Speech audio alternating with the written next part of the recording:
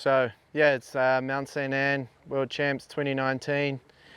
I feel like I've really prepared myself well for this event. I always feel like I do a good job towards the end of the season preparing myself for this one-off race. And to anyone that doesn't know World Champs, it's a one-off event, and yeah, a lot of people put everything into it, and it's such a big event because the following year you get to wear the rainbows until the next World Champs, and I think it's a pretty special feeling. Yeah, I come into it feeling good. The preparation was good. Bike was feeling good. Obviously, I always enjoy coming to Mount St. Anne and riding that track. It's one of my favourites. So yeah, I couldn't have been more excited to come there and try my luck at the Rainbows. Saturday we had final practice. I was feeling good, obviously, with my qualifying, so I had planned to do probably 2 or 3 runs that morning, because obviously we get pretty much a whole week of training, and definitely don't want to override a track like that because it's such high speed and you can always overdo it come finals. So yeah, Saturday morning I was feeling good. I went up first run. I was probably, I don't know, maybe 6 riders down, and come into one section, pulled over. It was this sort of like real boggy section. Heaps of people were stopped there and trying to find like the smoothest line. I went down, probably looked at it for 2 minutes. Yeah, pushed back up, come in, and from then, like, I just really knew that was probably going to be my final run for the day, because from there I come in, got the line that I wanted to do, and then just from there, everything felt so good. Like, I wasn't going super fast, but I just linked everything up really well and felt like I was carrying really good speed throughout the track. And then yeah, midway down I come into just this, well, I mean, for us a small rock roll feature was pretty tame, and yeah, obviously the day before we had a lot of rain, so the track had been pretty well chewed up. I come over it and yeah, just got kicked off a line, and yeah, before I knew it, I was over the handlebars and straight onto my back. And yeah, like, everything happened so quickly. From, I guess, the minute I knew I was going over the handlebars to the next thing was lying in the ditch, and yeah, from then I knew something was up, because I had instant pain in my back. I couldn't feel my legs. I tried to roll over from my side, and yeah, fuck, I just couldn't do anything. I had nothing there.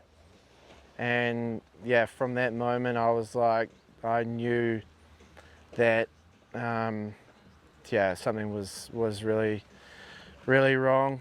I honestly didn't have too much going through my head. Like, the biggest thing was that I wanted to get off the hill and get to the hospital to know what was going on. I didn't really want to think of the consequences of this accident could have had. So yeah, from there I got taken off of the track, and for some reason they tried to put me on a quad on a back of a trailer and take me down the hill. And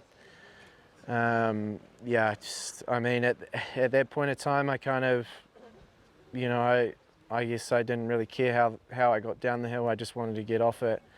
But yeah, as soon as they started going forward, the pain was just unbearable. And then Win and Blinky were like, "What are you idiots doing? Like, he can't feel his legs. He's got a spinal injury, and you're trying to take him down a hill that, you know, you can probably only just make down on a four-wheeler." So they took me off, and I said to them, "You guys need to get me a helicopter as soon as possible," because obviously there was at the time there was no doctors that had come around, and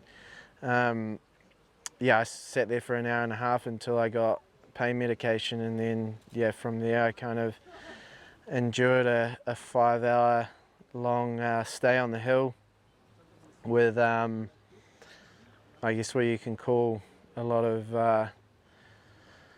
I guess a lot of lies, that, you know, when they were telling me the helicopter was here and I was looking in the sky and I couldn't see anything, that was fucking so hard, because, you know, at that point I was, you know, I had my hopes up that I'm going to be off this hill, I'm going to be in the hospital, and yeah, I'm going to be examined and hopefully put into surgery straight away. But yeah, like I said before, it was 5 hours until I got off the hill, and it was just, yeah, it was the worst day of my life. The arguing between the French and some other people, what to do, and then yeah, when the doctors got there, they gave me pain relief, but the pain relief they were giving me was so minimal, it didn't do anything. I was in pain right until the hospital. And then yeah, when the helicopter finally turned up, I think they circled for probably half an hour, because they were going on about how windy it was and there was nowhere to land. So yeah, that was another procedure in itself. And then once they got me off the hill into the helicopter, I had a 20-minute ride to where I thought I was going, the hospital. But before I took off, my manager and girlfriend were already at the hospital, so they'd talked to the doctors there and said, "Do you guys know of a guy coming in with a spinal injury?" And they were like, "Yep, we know he's coming in by helicopter." And they said, "Well, he won't be coming here because the helipad's out of action." It was, I think they were having renovations to the hospital, so there was no helipad, so they had to call the staff on the ground. It was just before we took off, and let them know. So yeah, that 20-minute heli ride turned into pretty much another hour of getting to the hospital. So I had to go from the hill to the airport, and then get in an ambulance, and then another 20 minutes from the airport into Quebec City. And that was like, I can't even explain the pain that I was in, because obviously the ambulances are these big, you know, heavy things, and then in the roads, like every 100 meters they've got splits in the road. So every time I went over that, it was just like doof, like mega pain on my back. And yeah, by the time I got there, it was 5 o'clock, and I got examined. I was still in so much pain there, and they just, I guess they have some sort of rule of what they can give you in amount, dosage, and I was like, I need more, because like every movement, everything that I did, I was in so much pain. Yeah, they finally gave me some hard drugs. They put me on ketamine, and fuck man, that was an experience in itself. I literally went into the K-hole. I felt like I left my body and was on the moon, like walking, like felt so realistic that I was walking on the moon, like big holes, space dust. And then, I mean, at the same time, they were sticking a finger up my ass, so it made it 10 times worse. And then, yeah, basically from there, I really don't remember much. I know I had a lot of scans, yeah, MRIs to see what was going on. And then by the time they'd finished up with me, it was probably 11 at night. So obviously I couldn't go into surgery. And then, yeah, surgery was planned for the next morning. I had such a rough night that night, and I was in so much pain. And then, yeah, 8 o'clock in the morning, I went into surgery. I was in there for 6 hours, had two rods, and 8 screws put in my back. I fractured my T12 and burst my L1, so I think they had to reattach everything on the L1, and then they defused my spine. And at the same time, the L1 was sitting on my spinal cord, hence the no feeling in the legs. And then, yeah, pretty much from there it was recovery time. And I mean, when I come out of there, I was like, you know, straight away I wanted to watch the race. I knew straight away that whatever was going to happen, I was going to make sure that I was going to be back racing. Yeah, so I had the live timing up. I probably caught like Marie Bruni, seen Bruni win, which was pretty sick. And then yeah, I had 2 weeks in Quebec Hospital, which was really good. They looked after me really well, and I honestly can't thank the people there for the time and effort they put into me, because obviously being in a French-speaking country was difficult, but I was lucky. I had, yeah, a lot of people around me that spoke really good English, so it really helped. And yeah, it was pretty much from there. 2 days after surgery, they got me to stand up, which was a hell of an effort. I mean, it was pretty much all done through my arms, upper body, just because everything was still coming back. And yeah, as soon as I knew I could stand up, and as soon as I knew I had feeling back in my legs, I knew that this was going to be something that I was going to recover from. I was going to make sure that I did everything I could to be back riding my bike. So yeah, I spent 2 weeks there. I didn't have a structured rehab schedule for those 2 weeks, just because it was unknown of when I was going home.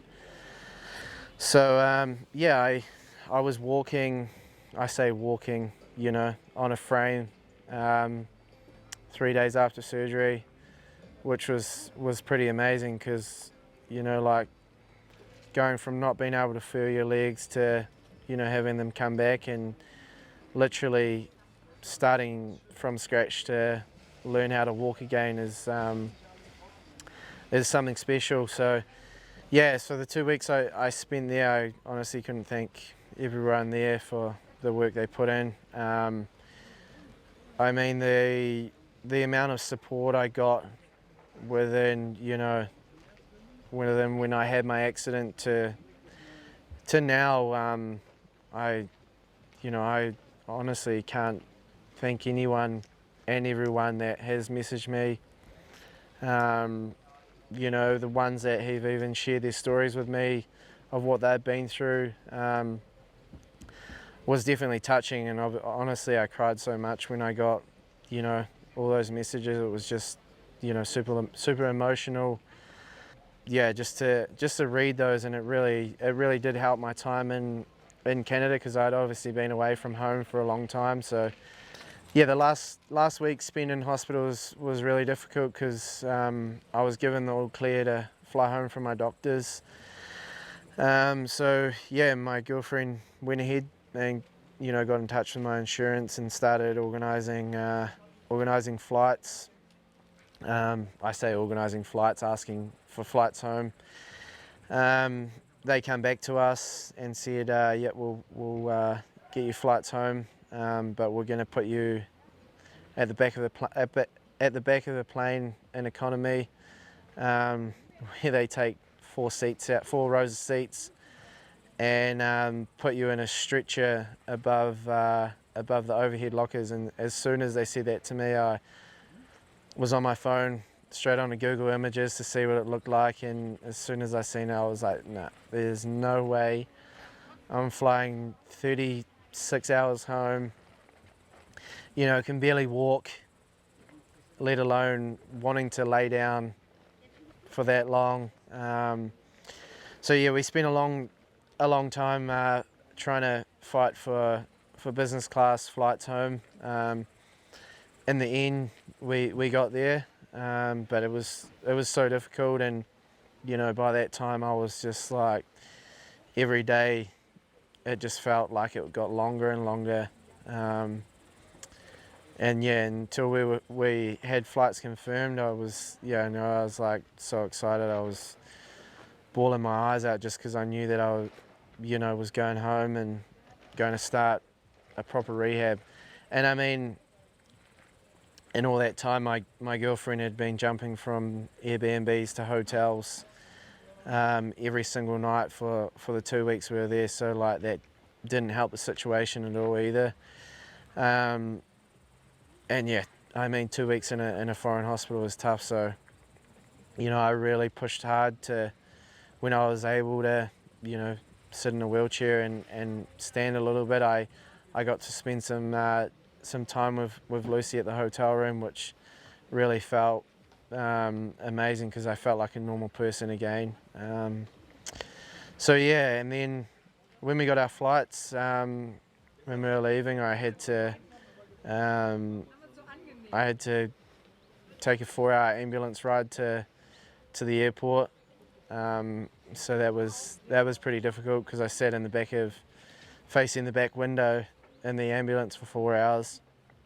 And I mean, yeah, as soon as I got to that airport, I just knew straight away, like I was just so happy that I was flying home. I didn't care how long the flight was going to take. I just knew that I was leaving Canada and heading home. And then, yeah, we flew home. I flew straight to Christchurch where the spinal unit was, which I spent 4 weeks at, and that was probably the biggest 4 weeks of my rehab. Like I learned so much about myself, about my body, and yeah, just that 4 weeks really I think paid a massive price on my whole recovery, because I was given a physio that knew about mountain biking, was a fan of mountain biking. So yeah, when I first met her, we pretty much clicked straight away because we had so much in common. I think she was pretty nervous working with me because she'd never worked with, I guess, a high profile athlete before and didn't know what she was going to encounter. But yeah, I mean, the 4 weeks spent with her was amazing. Like we just, laughed every day, had made jokes, which really made my workouts and sessions so much better. And yeah, the progress I made there was massive because I knew I had a goal set in my mind that I wanted to be back racing for Croatia in 2020, which was, I think, in May sometime. So yeah, that was my biggest goal, and I was like, I want to be there. I'm going to do everything I can to be there.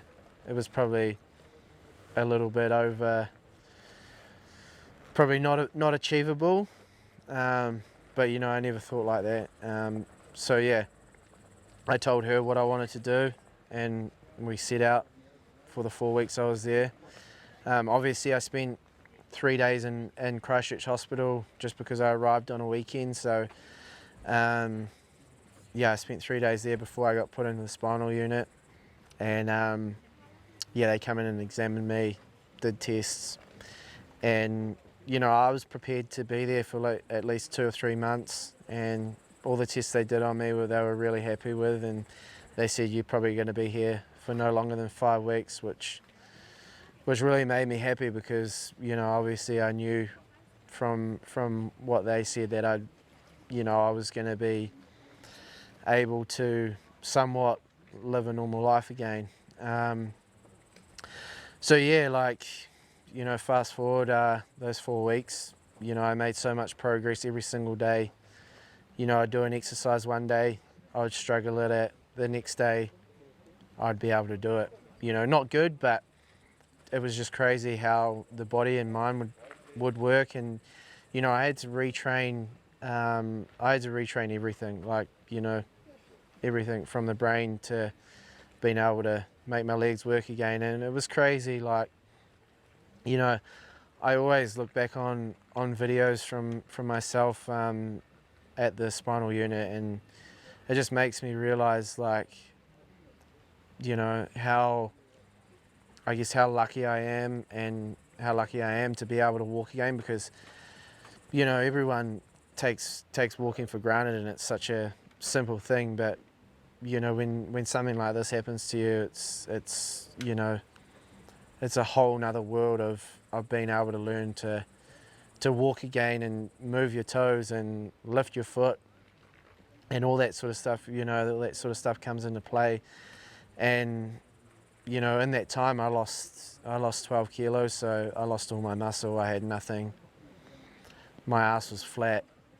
It was so fucked. And, you know, I looked at myself in the mirror one day, and it really took me back of, you know, how much muscle and body weight I lost. I was so shocked. And yeah, obviously it takes a long time for the nerves to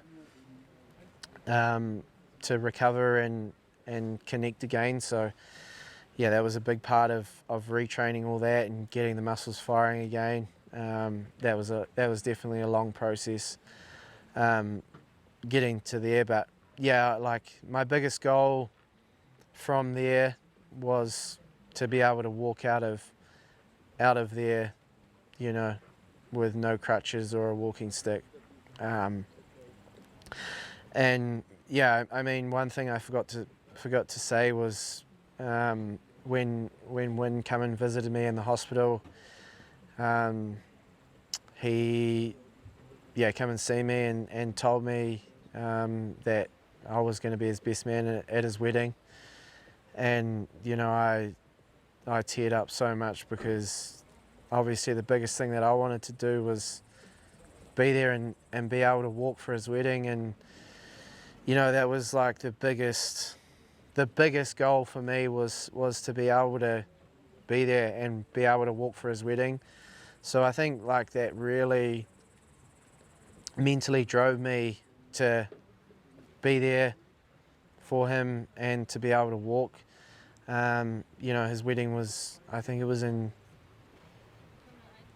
December or January. So, I mean, I was, you know, not even 3-4 months out of post-surgery. So yeah, that was pretty special to me. And yeah, being able to turn up there and walk down the aisle with him was such a big achievement for me. Obviously, wanting to ride my bike again was the second biggest goal for me after that. And yeah, from there it just, yeah, I worked my ass off. I did everything possible that I could. Like, I was going to physio, I was doing my own gym stuff, I was going to Pilates, I was having massages, I was trying to ride my bike. You know, I rode my bike 5 weeks after surgery. That was a massive achievement for me. I could ride my bike better than I could walk. The first time riding my bike, I was speechless, because, you know, at a point I thought, man, I don't know if I can ride my bike again. I don't know if I'm going to race again. It never crossed my mind that I wasn't going to, but, you know, in the back of my head there was that little bit. Yeah, it felt amazing. Like, I could ride the bike better than I could walk. It was very difficult to turn the pedals over, because I still obviously had numb feeling in my legs and feet, so I really couldn't feel the pedals and that. But it just honestly felt so natural to be riding my bike again. And I guess from there, it really gave me that much more confidence that I was going to be able to race my bike again. So yeah, like, going back to what I was doing each week was so taxing. It was so hard. you know, being able to turn up for physio, go to the gym, ride my bike, do Pilates, massage, all that, you know, that was 5 days a week, and I did that for probably, I don't know, 2.5, 3 months. But I mean, looking back on it now, I really appreciate like the time I put into that, because it has definitely paid off, and it's got me to where I am now.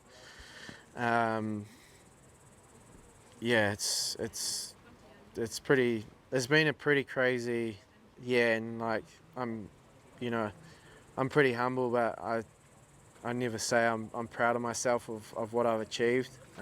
But yeah, I'm really proud of what I've done, because you know, like it can an injury like this can really affect someone, and I feel like I've really put an example out there, to everyone that suffers with an injury, whether it's life-threatening or something small. Going back to messages, I've had so many messages of people telling me how inspiring my story is, and you know, having them say that, you know, you've got me through my injuries, and you know, it's really touching to hear that from people, because you know, at the end of the day, it's something that, you know, I felt like I needed to put it out there and show everyone what I was going through and what work I had to do to get back to where I am now. And yeah, and I mean, a year later, I'm here riding my bike. Probably 3 weeks into rehab, I had a meeting with the doctors and surgeons, because I was told that I could have my rods out potentially 12 months post-surgery. And you know, obviously being an athlete, you want to be back as fast as possible. So I I had a meeting with a surgeon, and we sat down, looked at x-rays, and he was pretty happy with how everything was going, and said to me, we can reassess this at 6 months. So come 6 months, we had a reassessment, I had x-rays, and everything was looking good, and surgeon and doctors were happy with the healing. So I was booked in for surgery, to get my rods out. Obviously, having my rods in, like, you know, they were like this long, so they really affected me, you know, with day-to-day living.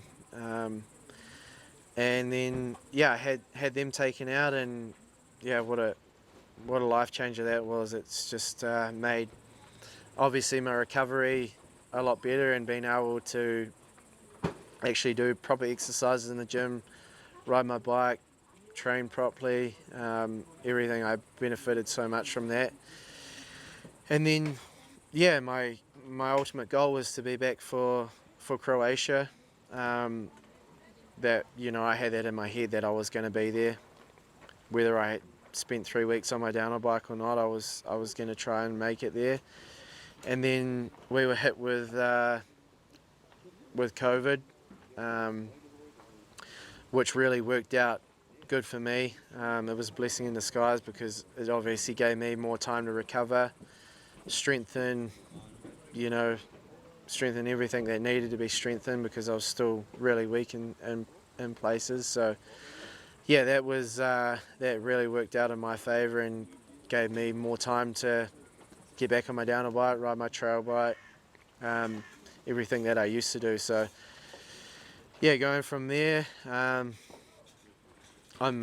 back in Europe now, 3 weeks out from World Champs, and yeah, I couldn't be feeling any better than I have before on my downhill bike. I honestly have a new love for riding my bike. Like, it's yeah, from what I've been through and experienced, it's really made me appreciate life a lot more, and realize how fast it can be taken from you. So I feel like, you know, I could have easily given up and said, I'm happy with what's happened, and what I've achieved, but you know, I didn't want to settle for that. I knew that I was going to be back racing, I was going to be back walking, and yeah, a year later, I'm back ready as ever to race again. I mean, I can say that I'm definitely fitter and stronger than I was before. Obviously, some areas I'm not as strong as before, but definitely fitness is 10 times better than I was in previous years. And I mean, I work my ass off in the off season to be as fit as I can, but I mean, this was a whole nother extreme of working hard to get back to where I was, and if not better. So yeah, I'm pretty stoked to be back riding my bike, be with my team, um, and looking forward to racing. I mean, if nothing goes ahead, I'm still fucking so stoked to be here in Europe riding my bike. It's so surreal. The feeling I get each time I ride my bike is something that I could never explain I had before. So yeah, I'm honestly so thankful for everyone that's helped me, everyone that's stuck with me. I'm pretty sure everyone knew that I wasn't gonna do this half-ass and I was gonna make it work. Again, the people that have sent me messages, supported me.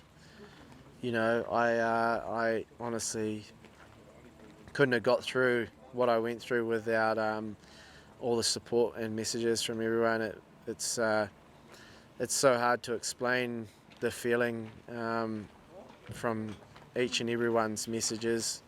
Yeah, it just makes me so happy, and like I said before, literally every message I read made me cry, and I wish, you know, I had the time to reply to everyone.